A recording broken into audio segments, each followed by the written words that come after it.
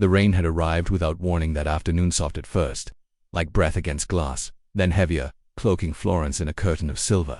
From the windows of La Luce, a modest cafe and artisan studio tucked just a few cobblestone turns away from Ponte Vecchio, the city blurred, old rooftops bled into sky. Bells from the nearby church tolled in a hush, as if afraid to disturb the rhythm of falling water. Nora Whitman stood behind the espresso machine, her sleeves rolled up, fingers warm with the scent of coffee and paint. The air inside was cozy, filled with the familiar blend of roasted beans, turpentine, and faint traces of lavender oil from the hand bomb she always carried. La Luce wasn't just a cafe, it was her sanctuary, her makeshift atelier, and her pause from a past she had never quite voiced aloud. Florence had been kind to her. It had given her anonymity wrapped in beauty streets that told stories older than shame, frescoes that knew how to crack and still survive. She had come here 3 years ago with nothing but a single suitcase and a journal filled with unfinished sentences. Chicago, and everything it had meant, was another country now, another woman's life. She wiped down the counter, the rag dragging in slow circles, her mind as quiet as the rain. Outside, the stone streets glistened under lantern light, and the wind toyed with yawning. This was her favorite kind of weather, mournful, yes, but somehow forgiving. The bell over the door chimed. She looked up. The man who stepped inside shook the rain from his coat like someone who had walked too far without expecting to be let in anywhere. His hair was damp and tousled, the kind of dishevelment that didn't come from carelessness, but from absence of mirrors, of vanity, maybe even of sleep. A dark wool scarf hung loosely around his neck, and he stood there for a moment, in the doorway, surveying the space as if remembering it from somewhere long ago. Nora blinked. Something about his posture tugged at a memory she couldn't place. He looked familiar in a dreamlike way, as if he'd once passed through the edges of her life and left fingerprints she'd only now noticed. He spoke softly. "Is it all right if I sit? Just for a little while?" She nodded. Of course. He chose the corner table by the stained glass window, the one with the view of the alley that led to the Arno River, the table she used to sit at herself in her first months here, when Florence still felt like a borrowed place. She made the espresso herself, though he hadn't ordered. Somehow she just knew when she placed it before him. He looked up, and this time their eyes met. It was then she knew. Julian Reeves. The name rose in her chest before it reached her lips, but she said nothing. Not yet. Instead, she sat across from him, curious and cautious, her hands still damp from wiping the counter. He wrapped his fingers around the cup, letting the heat seep into him. "Florence hasn't changed much," he said. "You've been here before. Once. Years ago. I was chasing poems back then. Thought I could outrun myself with a Eurail pass and a notebook." She smiled faintly. "And now I'm just chasing quiet." Nora tilted her head. "Did you find it?" He looked around. The cafe, his gaze landing on the painted ceiling beams, the shelf of second-hand books, the corner where she kept unfinished art pieces waiting to be restored. Maybe there was something in his tone that made her throat ache. She didn't know why. Maybe because it sounded like truth. Maybe because she hadn't heard someone speak so simply in a long time. The silence between them wasn't awkward. It had weight, but not burden. Like standing under the same umbrella with someone you didn't have to explain yourself to. Finally, she said his name. "Julian." He looked up again, slower this time. "You remember." "How could I not?" He smiled, then softly, not triumphantly, with a sadness that seemed to sit beside every other emotion in him like an old friend. "I wasn't sure you'd recognize me," he admitted. "It's been what, 15 years? Closer to 20? She said, surprising herself. They had known each other once. Before all of this, before Chicago, before whatever life had carved into both of them.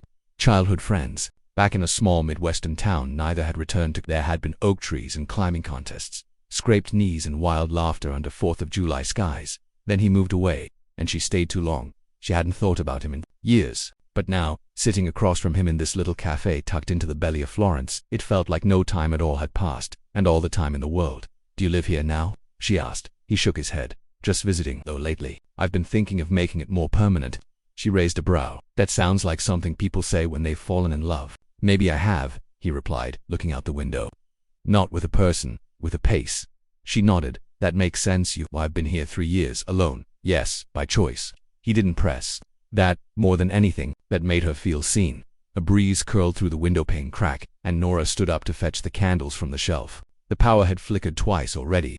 She lit two, placing one on his table. Julian looked up at her. "Do you believe people can find their way back to themselves?" he asked. The question sat heavy between them. Nora glanced at the wax pooling beneath the flame. "Only if they're willing to sit in the dark long enough." His expression changed, not startled, but reverent, like he'd been waiting for someone to say that out loud. Outside, the rain slowed. The city shimmered dot inside La Luce. Time folded. And two people who had once shared a branch of the same tree found themselves sharing silence again, not to escape the world, but to finally step into it. As Julian stood to leave, he paused by the door. "I think I'll be back." Nora smiled, not answering, but something in her chest, some stubborn little heartbeat of hope, replied for her. She watched him walk out into the evening, the wet stones echoing beneath his steps. When he disappeared into the curve of the alley, she whispered to the empty room, "I hope so." The following Tuesday, the bell above the cafe door chimed again, not hurried or loud, just a quiet declaration of presence. Nora didn't look up immediately. She was kneading soft clay behind the counter, her hands coated with the fine residue of restoration dust. It wasn't until she heard the scrape of the familiar chair in the corner that she allowed herself to glance. Julian Reeves. He hadn't changed clothes, at least not drastically. Still the same charcoal coat, still the same scarf draped loosely, like a man who forgot to dress to impress. Yet something in the way he sat calmer now, with intention, told her this wasn't accidental. He had come back on purpose, without being asked. She brewed his espresso. He offered a nod of gratitude as she placed it before him, and she returned to her workbench, though she found herself more distracted with each minute that passed. She hadn't expected him to return. Florence was full of wandering Americans who passed through, speaking too loudly, photographing every stone. Julian, in contrast, moved like a man trying not to be noticed by the world but desperately needing to belong somewhere within it. Thursday. He returned again, and again the week after. It became a quiet rhythm, Tuesdays and Thursdays always. Mid-morning, always the same seat. He never lingered too long, never demanded conversation. Yet his presence wove itself into the pattern of La Luz like candlelight at dusk, soft, unassuming, essential. One morning Nora dared to sit across from him during a lull between customers.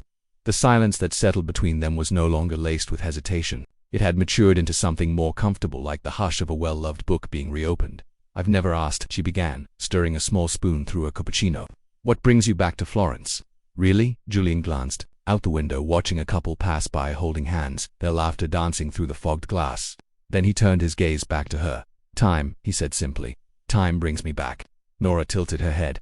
"I built my life chasing progress. Promotions, milestones, profits, everything had to be measurable, scalable. But it all started feeling detached, like I was becoming a version of myself that didn't know how to feel anything deeply anymore." "You're a businessman." "Yes," he said, a little sheepishly. "Investment strategy. I've built companies, restructured failing ones. I've been good at solving problems with numbers. And now," Julian leaned forward slightly, "now, I think I want to solve something less logical. Something human. Something here." He tapped his chest, and Nora watched him carefully. He wasn't trying to impress her. If anything, he seemed relieved to speak without being impressive. She took a sip from her mug. "You were a poet once, weren't you?" He blinked. "What gave me away?" "You have the shoulders of someone who carries unfinished lines around." Julian smiled, not just with his lips but with his eyes. It was the first time she saw warmth in him without weight. "I wrote a lot in college," he admitted. "Tried to get published, got rejected. Then life took over, and the words got quieter. And now," he reached into his coat and pulled out a small leather notebook, worn at the edges, spine held together by careful repair. It looked like it had traveled continents. He opened it slowly and passed it to her without explanation.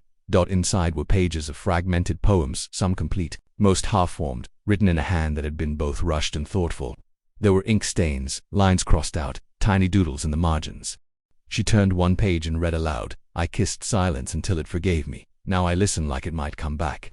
Nora closed the book and handed it back. "That's not bad," she said softly. Julian laughed. "That's high praise coming from you." "Why me?" He hesitated before answering.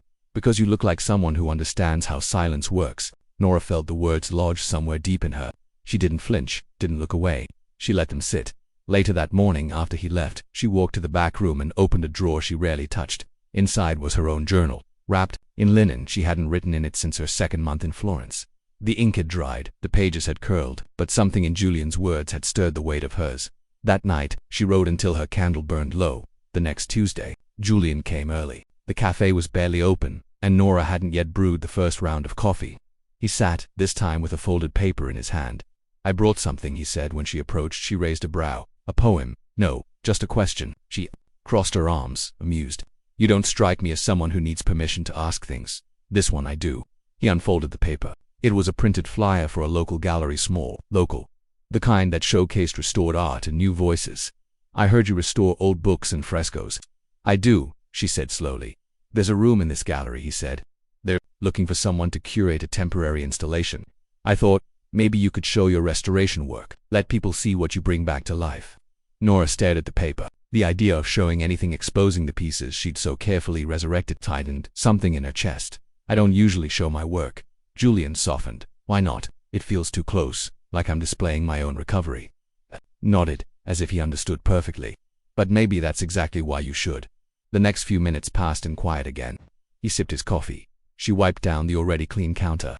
The silence stretched, not awkwardly, but like the moment before a first note is struck on a piano, you know, she said eventually. I didn't come to Florence to find peace. No, I came to lose myself. Julian tilted his head. And did you? She shrugged. For a while, but this city, it doesn't let you disappear. It holds you, even when you don't ask it to. He smiled like she had revealed something precious without realizing it. You're not lost, he said. Nora looked at him. Neither are you. In the days that followed, their conversations grew less careful. They talked about Chicago and its winters, about Florence's narrow alleys and the way light moved like water across stone. Julian told her how he once took a boat alone through the Venetian canals after midnight, just to feel what stillness sounded like. Nora told him about her first weeks here, eating dinner from the same pan for days to save money, but feeling freer than she ever had with a view of Lake Michigan. From a high-rise she never spoke of Eric, not yet, but she found herself leaning forward when Julian talked. She found herself laughing. More than once. She caught herself watching him long after he left, and though she didn't yet believe in new beginnings, she began to believe in rhythm, in ritual, in the slow, steady way someone could show up without asking you to move. She started waking up earlier on Tuesdays, started wearing her nicer scarves on Thursdays, not because she was trying to be seen, but because, maybe, just maybe, she had stopped minding if she was. The rain had long stopped, but Florence still held its breath. Late winter lingered in subtle ways. The chill in the stone beneath one's feet, the dampness that clung to iron railings, the slow decay of light that slid down rooftops like memory. Nora stood in the quiet of her apartment, staring at the open window. A breeze stirred the hem of her curtain. The air smelled like old dust and new olive oil. It was ordinary, like the way her days had begun to feel again, measured, stable, almost soft. Then came the email. The subject line read, "Do you still think of me?" No name, no context, just that question staring back at her from the glow of her laptop screen. She closed the lid immediately, as if that might make it disappear, but her heart had already begun to pound with that old familiar rhythm, a drumbeat of dread that her body remembered too well. It had been 3 years since she last heard from Eric Bennett. 3 years of silence she had fought to preserve, but somehow, through the cracks she'd carefully sealed, he had found her that night. She didn't sleep. Her fingers hovered over her phone more than once, contemplating a message to Julian. But what would she say? That she was afraid again. That the past, which she had so carefully buried beneath the routines of coffee brewing and fresco restoration, was now clawing its way back through digital static. Instead, she walked the apartment, back and forth, window to window. She checked the locks twice. Then again the next morning she woke with a start to find a second email waiting. This time it was worse. Attached was a photo one from her former life. Nora and Eric standing side by side in a gallery in Chicago, her smile stiff, his hand too firm on her waist. She had forgotten that moment. She'd tried to erase it, but there it was, pixelated and resurrected, proof that no matter how far she had run, some memories traveled faster. She didn't reply, she didn't breathe fully either. And when Julian arrived that morning, cheerful in the way only someone who hadn't yet tasted fear could be, she managed to smile as if everything was fine, but it wasn't. Over the next few days, the emails became a pattern, short, impersonal, but unmistakable in tone. Each one a ghost with a keyboard. Sometimes there were quotes, phrases Eric used to whisper in her ear back when she still thought love meant enduring. Sometimes they were just questions, unsettling in their simplicity. Still alone? Is he better than me? Florence is beautiful. This time of year. He never signed his name. He didn't have to. One evening, Nora was closing the cafe. The last customers had gone, and the silence inside La Luz was serene, almost sacred. She loved this time, when the world seemed to slow down, and the city softened into shadows. She locked the front door and stepped out onto the street, her bag slung over one shoulder. That's when she saw it, a ceramic heart cracked, the edges jagged, resting on the step just outside the cafe. It was identical to the one Eric had given her years ago, during one of their reconciliations. After one of his apologies, Nora froze. Her breath misted in the cold air. She scanned the street, empty. The flickering light from the lamppost barely reached the other side of the alley. She picked up the ceramic and cradled it in her hand. It was heavier than she remembered, or maybe that was just the weight of everything crashing back at once. She didn't sleep that night either. By the time Julian came in on Thursday, she was already at the counter, hands busy with nothing, eyes hollow with the kind of exhaustion that couldn't be hidden behind mascara or politeness. He ordered his usual but paused before walking to his seat. "Are you all right?" he asked gently. Nora hesitated, then nodded, too quickly. "You look pale," he added, lowering his voice. "And you haven't smiled in 4 days." She exhaled, shaking her head. "It's nothing, just work." Julian didn't buy it, but he didn't press yet that evening. When she found another email, this one just a photo of a street near her. apartment. She knew she could no longer pretend. She deleted it, then blocked the address, but she knew that would do nothing. The next day she took a different route home, wore a hood, walked faster. She kept her eyes on windows, reflections, corners. Her keys were already clenched in her fists before she reached her door. For the first time since arriving in Florence, she didn't feel safe in the city that had healed her. The fear had returned. But this time, she wasn't the same woman who had once silenced herself into survival. She needed to speak. The cafe was nearly empty that night when Julian appeared again. He walked in, shaking the cold from his coat, and paused when he saw her behind the counter, shoulders tense, wiping the same spot on the marble repeatedly. He approached slowly. "Nora," he said, "what's going on?" She didn't look at him right away. Her hands stopped moving, her jaw tightened. "I've been getting messages," she said finally. "Emails, photos, someone's been watching me." Julian's expression changed, concern sharpening into something darker. From who? She met his eyes. Eric. He didn't ask Eric who. He didn't need to. They sat down at the back table where the shadows wrapped around them but didn't swallow them. "I left Chicago to get away from him," she said, her voice thin with the memory. "He was charming in public, kind, always knew what to say when people were listening, but when the doors closed." Julian leaned in. "He controlled everything, my schedule, my friends, my clothes." He made it sound like love, that obsessive kind. "I just care too much," he'd say. "I'm only trying to protect you." And when I pushed back, her breath caught. She looked away. "He hit you," Julian finished for her, not asking but understanding. Nora nodded more than once, and always followed by gifts, grand gestures, tears. He would weep like a child and promise he'd never do it again. And for a long time I believed him because no one else saw it, and I didn't know who I was without him. Julian said nothing for a moment, then reached across the table, his hand steady. "You know who you are now," he said, "and you're not going to go through this alone." Nora looked at him, tears threatening but not falling. She'd cried enough for that man. She didn't want to cry for him anymore. "I didn't want to burden you," she whispered. Julian's voice didn't waver. "You're not a burden. You're a person, a whole one. And if someone is trying to make you feel small again, they're the problem, not." She nodded. Outside, the street was quiet. The lights from the alley flickered faintly. But for the first time in days, Nora didn't feel like she had to watch her back alone. It was just past 10 in the morning when Julian appeared at La Luce, but something about him felt different. He still wore his usual dark coat and scarf, still carried the faint scent of bergamot and paper ink. But today his energy wasn't quiet, it was purposeful. Nora noticed the shift the moment he stepped in. He didn't move toward his usual corner table. Instead, he walked directly to the counter where she was arranging tulips in a hand-painted vase. "Are you free after your shift today?" he asked, voice low but calm. She blinked at him, caught off guard. "Possibly. Why? I'd like to take you somewhere." Nora set the vase down somewhere. Julian's mouth lifted slightly. "Not far. Just important." There was a pause. Then she nodded. "Okay." 3 hours later, as the sun edged into early afternoon, Nora found herself sitting beside him in a black town car that snaked through the narrow streets of Florence. It was unusually warm for February. The breeze outside swept through the city with a hush, rustling cafe umbrellas and tugging gently at the corners of linen tablecloths. Florence, as always, moved like a painting, alive yet perfectly still. She looked out the window, her fingers fidgeting in her lap. "Where are we going? You'll see." The car turned onto Piazza della Signoria and came to a stop in front of the grand stone facade of Palazzo Vecchio. The building stood like a sentinel, its history pressed into every crack and carved emblem. Tourists lingered nearby, snapping photos, but Julian led her through a side entrance that was clearly not open to the public. Inside, the cool marble beneath their shoes echoed with footsteps long gone. Staff nodded respectfully as they passed. No one asked questions. No one checked names. Julian and Nora whispered as they ascended a private staircase. "What is this?" He didn't answer until they reached a hallway bathed in golden light. A large double door stood before them. When he pushed it open, the room revealed itself with breathtaking intimacy. A private chamber lined with frescoes, each wall telling a story in pigment and time. The ceilings were high and hand-painted. The floor, a mosaic of red and ivory tile. Nora stepped inside as if walking into a cathedral. "I wanted to show you this," Julian said quietly. "It was just restored last year. My foundation helped fund it." She turned to him slowly. "Your foundation?" Julian nodded.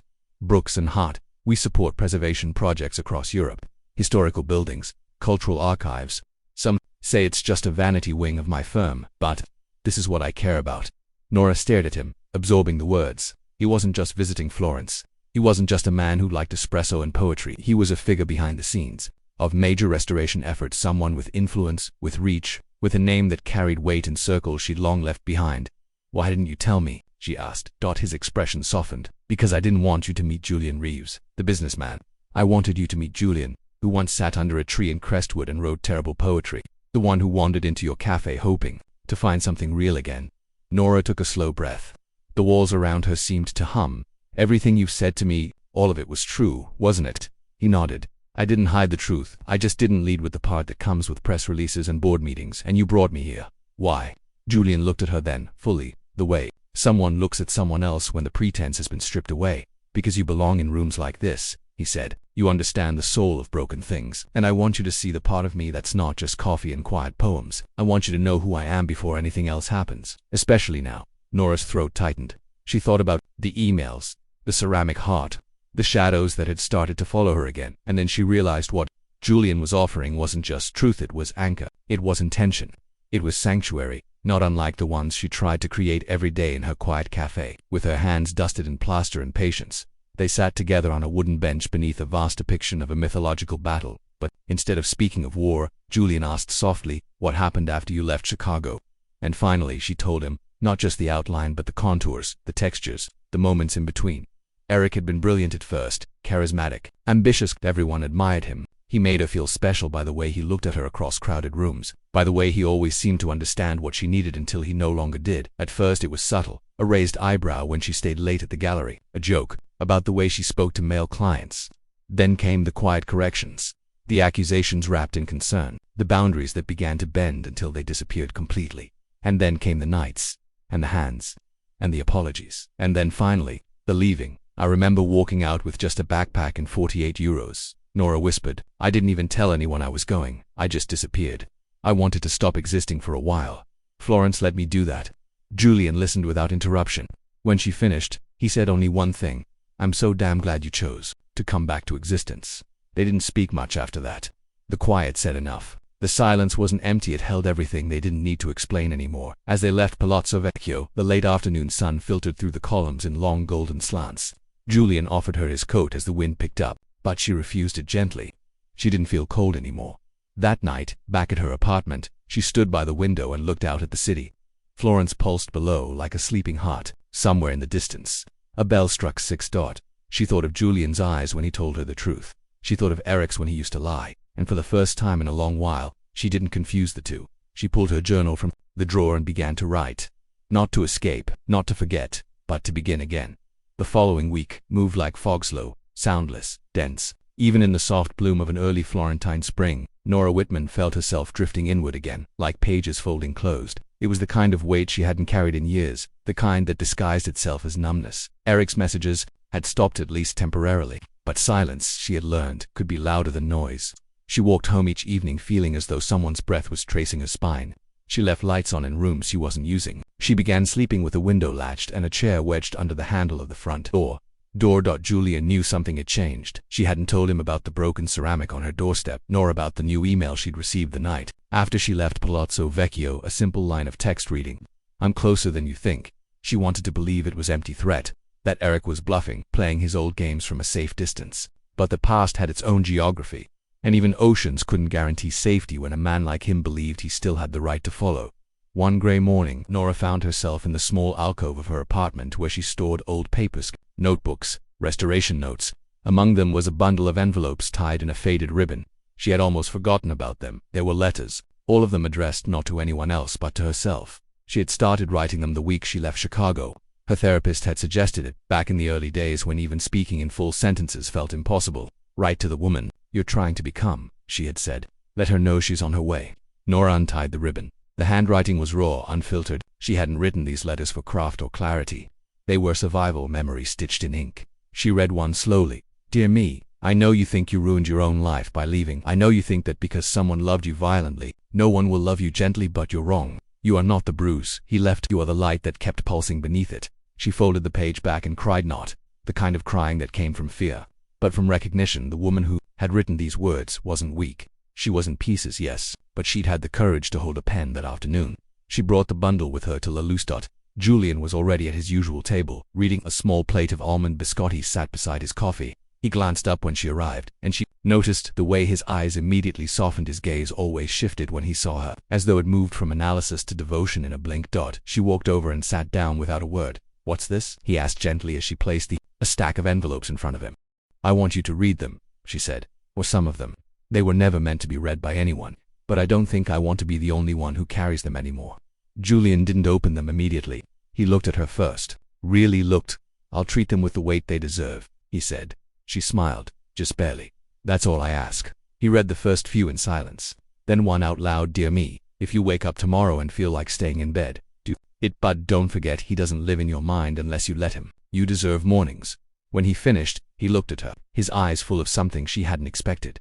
Grief, but not the kind that comes from pity. I lost my brother 4 years ago, he said suddenly. Nora's breath caught.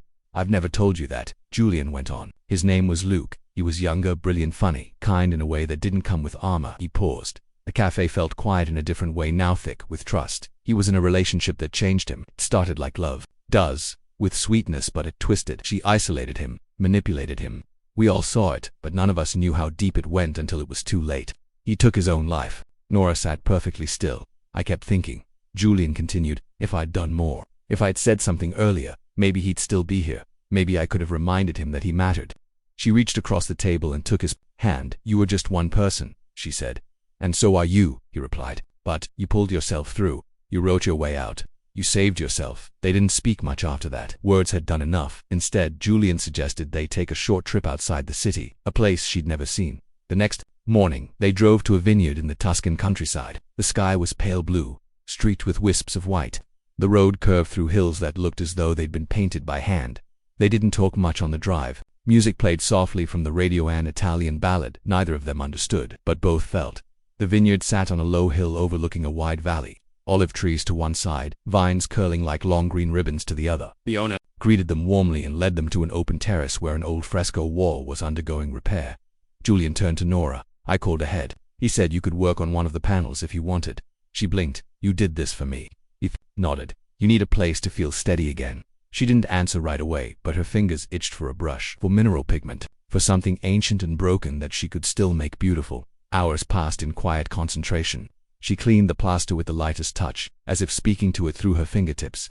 Julian sat nearby, reading, occasionally glancing up to watch her. She felt it every time, and each glance landed gently, never invasive, never rushed, like warmth on skin. As the sun began to lower and their glasses of Chianti emptied, Nora stretched her arms and looked at him with color in her cheeks she hadn't worn in weeks. I missed this, she said. Not just the work, but the feeling of doing something that matters. It does matter, he said. You matter. On their way back, they stopped in a nearby village for dinner, handmade pasta, a bottle of wine and a candle flickering on the table between them. But when they returned to Florence, the illusion cracked. Her bicycle, locked near the side entrance of La Luce, had its tires slashed, both the rubber torn with something deliberate, almost surgical. Nora stood staring at the damage, her breath shallow. Julian moved in beside her, taking it in. This wasn't random, he said. No, she whispered. It wasn't. She didn't cry. Not this time. She simply handed him her keys, walked into the cafe, and called the locksmith to change the door locks again. Later that night, Julian stood in the doorway of her apartment, his hands in his coat pockets. I didn't want to tell you this until I was sure, he said, but I've already hired security. Nora blinked. You what? Discreet, he said. They're professionals, former police. They've been watching the building for 2 days now. I couldn't risk waiting any longer. I didn't ask you to do that. No, Julian said quietly. But I couldn't do nothing. She turned away, overwhelmed. It makes me feel like I'm being watched from every direction, she said, even when it's meant to protect me. He stepped closer. Then let me ask you this, he said. Would you rather face him alone? Again, she didn't answer, not because she was angry, but because she wasn't sure how to be held by someone who didn't want to control her but simply to stand beside her that night. She left the bedroom door open, and when she woke before dawn, breathless from another dream, Julian was already awake, reading one of her letters by the window. Without speaking, she sat beside him. He didn't reach for her, she reached for him, and in the quiet between them, something loosened, not fear, not memory, but the need to carry either by herself. March arrived in Florence like a secret carried quietly in the light. It was in the way the mornings began earlier, the way the market vendors unpacked their crates with more humming than shivering. Everything was softer, brighter, as though the city itself had taken a deep breath and exhaled winter. But for Nora Whitman, spring didn't arrive with lightness. It came with vigilance. She had learned to walk slower, but to see more. She kept her head down when she moved through the alleyways near La Luce, yet her peripheral vision was always on high alert.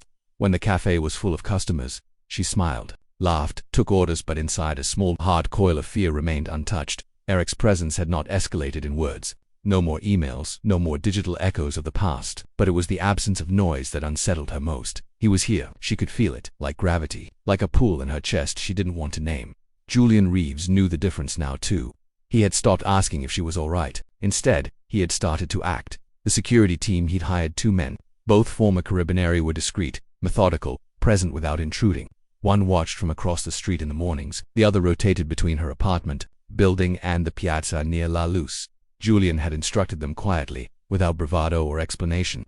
He didn't ask for gratitude, he only asked for her trust, and she gave it.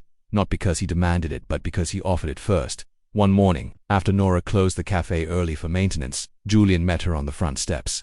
He wasn't wearing his usual blazer or scarf. Instead, he stood there in a simple linen shirt, sleeves rolled to the elbows, a quiet invitation in his eyes. "Come with me," he said. She didn't ask where. They drove out of the city and into the hills where cypress trees marked the curves of the road like tall green sentinels. The air changed as they ascended. It smelled of soil and stone, and the first burst of spring wildflowers. He brought her to a place she hadn't expected, a monastery-turned-retreat center, hidden among olive groves. "It's abandoned now," he said as they wandered through the crumbling cloisters. "The order that lived here dissolved, but the land still breathes." They stepped into a ruined chapel. Its ceiling had partially collapsed, but a single stained glass window remained intact. Dust floated through the shafts of colored light like memories in motion. Julian walked to the center and turned to face her. "I come here when I need to remember who I was before everything started spinning too fast," he said. "Before ambition became armor, before silence became safer than honesty." Nora studied him in the light. "What did you see in yourself back then? A man who wanted to write, who wanted to build things that lasted, who believed in the idea that love could be a quiet thing, not a conquest." She didn't speak for a long time. Then she walked to him and stood with her face tilted up toward the broken ceiling. "I used to dream about having a studio," she said, "a place with chipped mugs and books no one touched anymore. I wanted to spend my days fixing what was forgotten, not for money, just for meaning." "You've done that," Julian said. "But I never expected someone would look at me and want to stay through the broken parts." He reached for her hand. "I don't just want to stay," he said. "I want to stand with you. That's different." She looked at their joined hands. She didn't pull away. They stayed there until the light began to dim, sitting on the chapel steps, sharing pieces of fruit and water from a canteen. It was the first time in weeks she had eaten without anxiety, sitting beside her plate. On the drive back, they didn't speak much. Nora leaned her head against the glass and watched the hills turn amber. But as they neared the city limits, she stiffened. At a stoplight near her apartment, she saw him, taut Eric, leaning against a wall, cigarette in hand, eyes fixed on a passing couple. He hadn't seen the car. He didn't know she was watching him. Julian followed her gaze and his hands tightened on the steering wheel.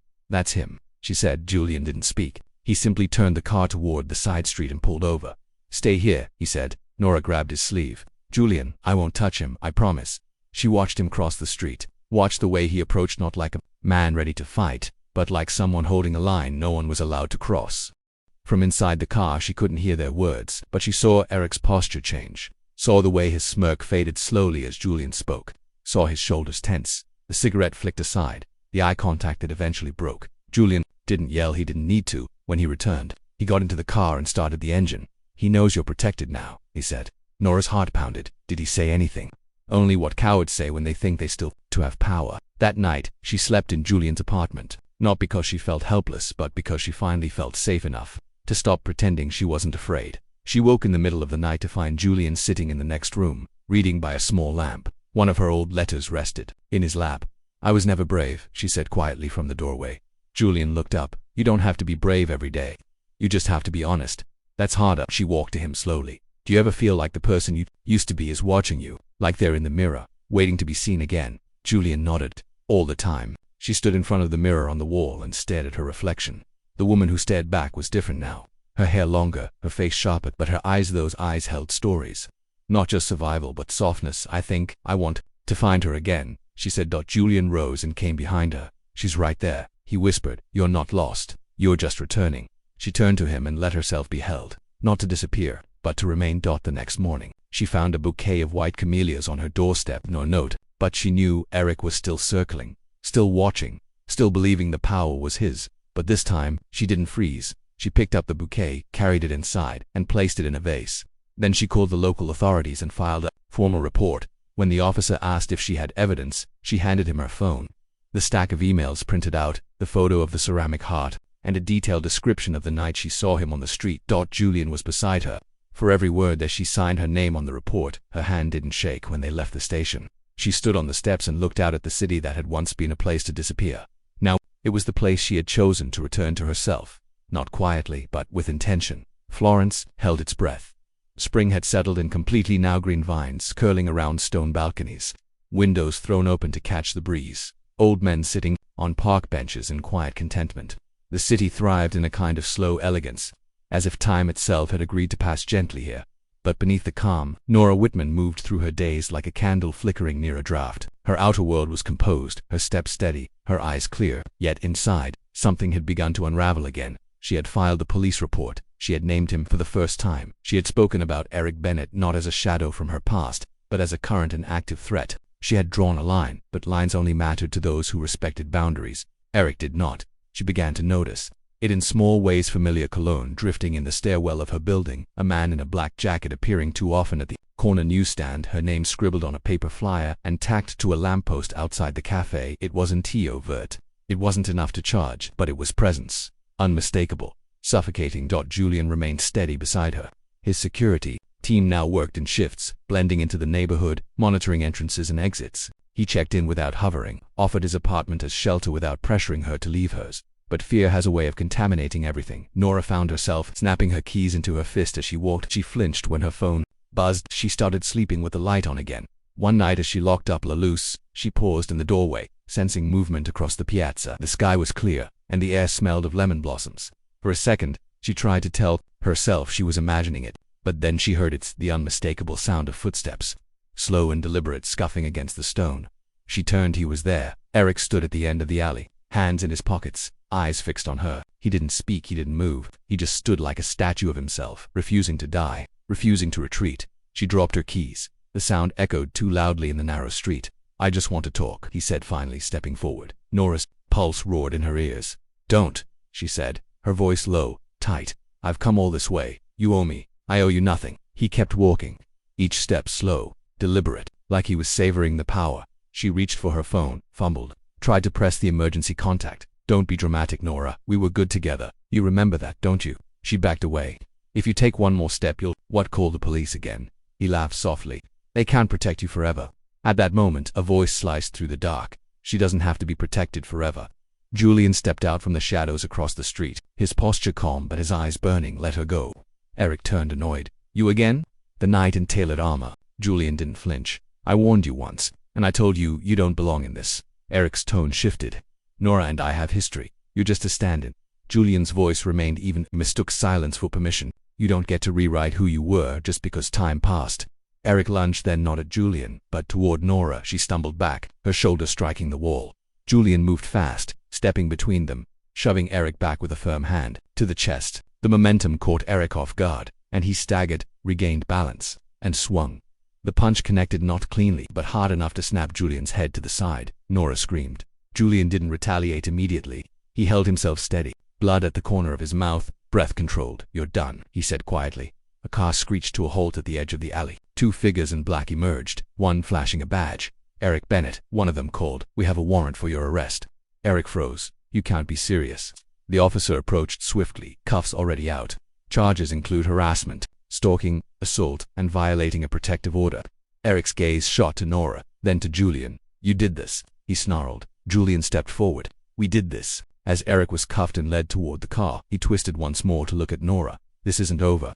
But Nora didn't tremble. Not this time. She stood with her back straight, Julian beside her, and she met Eric's stare, not with fear but with finality. "Yes," she said softly. "It is." The alley fell into silence again. Julian exhaled and turned to her. "Are you hurt?" She shook her head, still stunned. He hit you." He wiped his mouth with the back of his hand. "I've had worse." They stood there, for a moment, suspended in the aftermath, and then Nora did something she hadn't done in years. She reached out and took his face in her hands, gently, reverently. "You came," she whispered, "always." The next morning they went together to the central police station. Nora gave a full statement. She submitted the evidence. She had saved the emails, the photos, the testimonies from Julian and his security team.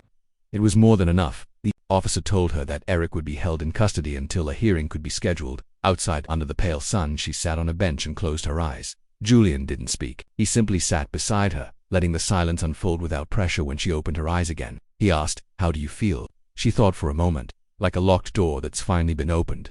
They walked back toward Lalouse, hand in hand. It wasn't romantic. It wasn't triumphant. It was grounding that evening. The cafe filled with the usual warmth. Candles flickered. Laughter rose in soft waves. Espresso steamed behind the counter. Julian stayed until closing, helping wipe tables, folding chairs. When the last customer left, he lingered by the door watching her. "Are you going to be all right?" he asked. Nora nodded. "For the first time in a long time, I think I will." He turned to leave, then paused. "If you ever want to leave the city for a while just to breathe, I'd take you anywhere." She smiled, the kind that came from gratitude stitched into every word. "I don't think I want to leave," she said. "Not yet. This is where I fought to exist. I think it's also where I want to start living."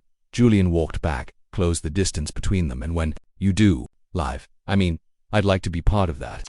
She didn't answer. She didn't need to. Instead, she leaned into him, her forehead resting against his, and there, in the quiet of a cafe that had seen her hide, survive, endure, she finally allowed herself to be held by someone who knew the difference between possession and presence. Florence seemed to exhale in April. The sun no longer lingered like a stranger. It lived in the corners of every piazza, warmed the arches of the bridges, cast long shadows through narrow streets. The rain retreated. The breeze smelled of citrus and rosemary, and Nora Whitman walked a little differently now. Not lighter, not faster, but more grounded, as though the weight she carried had rearranged itself, becoming something she could hold without sinking. Eric Bennett was gone. At least, for now. He remained in custody, held under the charges she'd never imagined herself brave enough to sign her name to. The hearing was set. The evidence was strong. The bruises weren't visible, but the record of his presence, messages, the threats, the slashed tires, the broken silence had finally been seen for what they were. Enough. For the first time in years, she didn't wake up afraid of a knock on the door. And yet, freedom was not as simple as absence. Fear, she learned, doesn't vanish when its source disappears. It leaves residue. It lives in habits, checking behind you on the street, flinching when your name is spoken too loudly, locking a door twice even in daylight. But it also softened, starts slowly. And in those softened spaces, something else had started to grow. Julian. He had not asked to be her rescue. He hadn't offered to save her. He had simply stayed steadily, without grand declarations. His presence wasn't loud or perfect. It was honest, quiet, faithful in the way rain shows up without needing applause. She had said nothing for days. After Eric's arrest, she hadn't needed to. They walked together, cooked in silence. Sometimes she cried without warning, and Julian never asked why. He just held the stillness open long enough for her to pass through it. Then one afternoon, he handed her a folded note. "Come with me. Just 2 days. No obligations. No conversations unless you want them." He had signed it simply J. And so, they left the next morning, with 2 small bags, a tank of gas, and a direction. South. The drive toward the Amalfi Coast was long but beautiful. Hills, endless olive groves, seaside cliffs that seemed to stretch into the sky. Nora sat with her forehead pressed to the glass for much of it, letting the sunlight dance across her vision. They arrived at a quiet villa nestled between lemon trees and wildflower fields. The sea was visible from the terrace, glittering in the late afternoon light. Inside, the rooms were simple whitewashed walls, arched windows, books stacked beside every chair. A small artist's studio had been built into the back, with floor-to-ceiling windows and canvases leaning casually against the walls. "I thought you might want a space," Julian said, setting down her bag. She turned slowly. "You rented a villa with a studio." "I rented a villa," he said, "that happened to have a studio." She smiled for the first time that day, a full smile, unguarded, rare. The next morning she entered the studio barefoot. The windows were open, and the sea air filled the space like breath. She didn't plan what to paint. She simply chose a blank canvas and began. Brush in hand, she moved without hesitation, mixing pigment with her fingers, working from a place deeper than memory. The blue came first, a rich, cool hue like midnight caught in a teacup, then streaks of violet, touches of ivory. The painting wasn't of a place, exactly, nor a person. It was something in between, an emotion, a room she could only describe in her chest. She called it the room with blue light. Julian entered the studio hours later, stopping just inside the threshold. He said nothing at first, only took it in, the bold swaths of color, the softness beneath the edges, the sense of survival tucked into every brushstroke. "What is it?" he asked quietly. She looked at the canvas. "It's what it felt like inside me, when I finally stopped being afraid." He walked closer, reverently. "You made that feeling visible." "I think I needed to." They stood together, the only sound the wind catching the edge of the linen curtain. That evening they sat on the terrace, sharing a bottle of wine while the sun dipped into the horizon. "You never ask for anything," she said. Julian looked over. "You mean in general?" "I mean with me," he shrugged. "I don't need anything from you, Nora. I just want to be with you. That's different." She looked down, turning her wineglass slowly. "I keep thinking there's a version of me you deserve. One that isn't stitched together by therapy and solitude. Someone who doesn't wake up thinking she's still running." Julian set his glass down. "I don't want a perfect version of you. I want the one who paints because she has to, the one who drinks espresso like it's a ritual, the one who walked out of a life that nearly destroyed her and built something sacred from it." She turned toward him, breath tight. "I think I'm falling in love with you," she said. "But I'm terrified." He didn't smile. He didn't rush. "I've been falling for you since the second time you brought me coffee without asking," he said. "And I've been terrified every day since." That made her laugh softly, fully. They didn't kiss then. Not because they didn't want to, but because the moment asked for reverence, for stillness, for the understanding that sometimes love doesn't arrive with fireworks, but with an exhale after holding your breath too long. That night, she didn't sleep alone. And when she woke before dawn, she found Julian already awake, sitting by the window sketching in a notebook. He looked over. "I was trying to capture the light on your painting." She got out of bed, walked to the window and stood beside him. "Promise me something," she said. "Anything. If I ever start disappearing again, remind me of this light, this stillness." Julian reached for her hand. "I'll remind you of everything you've survived to stand in it." They returned to Florence 2 days later. The city welcomed them home with its usual quiet dignity.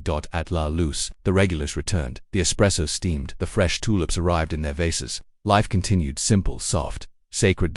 Nora hung the room with blue light in the back corner of the cafe where the afternoon sun struck it. Just so she didn't label it. She didn't sell prints, but sometimes, when customers paused in front of it, standing still for just a moment too long, she would look up from the counter, meet their eyes, and see something shift. Not everyone needed to know what it meant. It was enough that it existed, that she had made it, that she was still here, and more than anything, that she had chosen not to live as a shadow but as light, even when it came in shades of blue. It was late May when Julian brought her to the hills of Fiesole. They rode in silence for most of the drive, Florence slowly shrinking behind the midst. Ancient rooftops, riverbends, and clustered domes bathed in golden haze. The sky was clear and forgiving, the kind of blue that doesn't ask questions. Nora sat with her hands folded in her lap, her thoughts unusually still. She hadn't asked where they were going. She didn't need to. Over the past few months, Julian had earned her trust, not with grand gestures, but with gentleness. He had taught her, through presence alone, that love didn't have to roar to be real. The car turned off the paved road, winding onto a narrow path framed by tall cypress trees. They rose like dark green guardians on either side, stretching toward the sky, whispering secrets only time understood. When they parked at the edge of a hill, Julian turned off the engine and looked at her, his expression unreadable, almost solemn. "Used to come here when I needed to remember who I was," he said. "Now I'm here to ask who we could be." Nora said nothing, but her heart began its quiet thrum. He opened the door for her and offered his hand, not out of habit, but reverence. They walked up the grassy slope, wildflowers brushing against their ankles. In the distance, the city lay below like a memory. Birds called to one another from the olive trees. The world was hushed, sacred. At the crest of the hill stood a lone stone bench. Beside it, a small table covered in white linen, a basket of figs, a flask of wine, 2 glasses, and beside them, something small and glinting in the light, a ring box. Nora stopped, her breath caught not in fear, but in the recognition of something quietly inevitable. Julian turned to her. "I don't want to ask you for forever," he began, voice slow. That word always felt too loud, too impossible. "But I do want to ask for mornings, for evenings, for arguments followed by laughter, for art made beside burnt toast, for quiet Saturdays and long, messy Sundays." He paused, then stepped closer.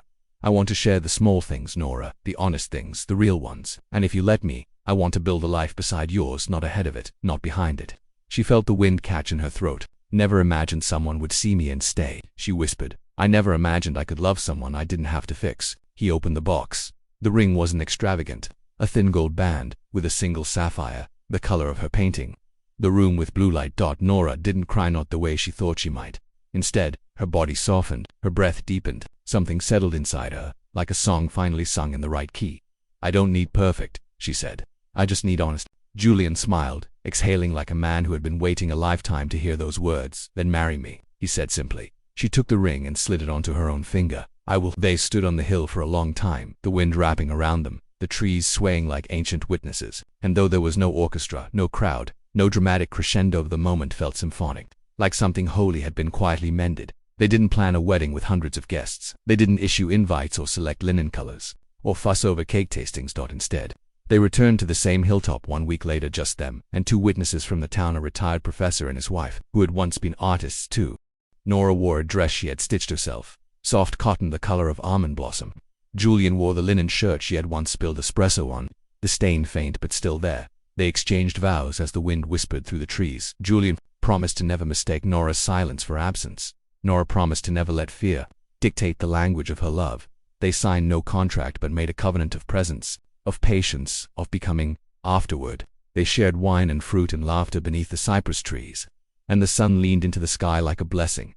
That night, back in the city, they returned not to a hotel suite or a villa, but to La Luz. It had closed early, the lights low, candles flickering along the bar. Nora unlocked the back room, the one she used for painting, and there, beside the easel, Julian had left a new canvas, blank, waiting. "Start something with me," he said, and so she did. Days turned into weeks. The cafe began to reflect their new rhythm or art along the walls. Live poetry once a month, a community garden sprouting in the alley behind the kitchen. Tourists still came, of course, but the locals stayed longer. Florence too changed for her. It stopped being the place she had fled to and became the place she had chosen to grow in. Eric Bennett was no longer in her dreams, not because the past had vanished, but because that had lost its hold. The legal case was quietly closed. Restraining orders granted. His name became a page turned, not a wound reopened. One morning, Julian placed a letter beside her coffee cup. She opened it, expecting a note. Inside was a deed. To a small studio space just down the street. "It's yours," he said. "I already have a studio. This one has high ceilings and no ghosts." She walked to him, placed a hand on his chest. "You're not trying to fix me, are you?"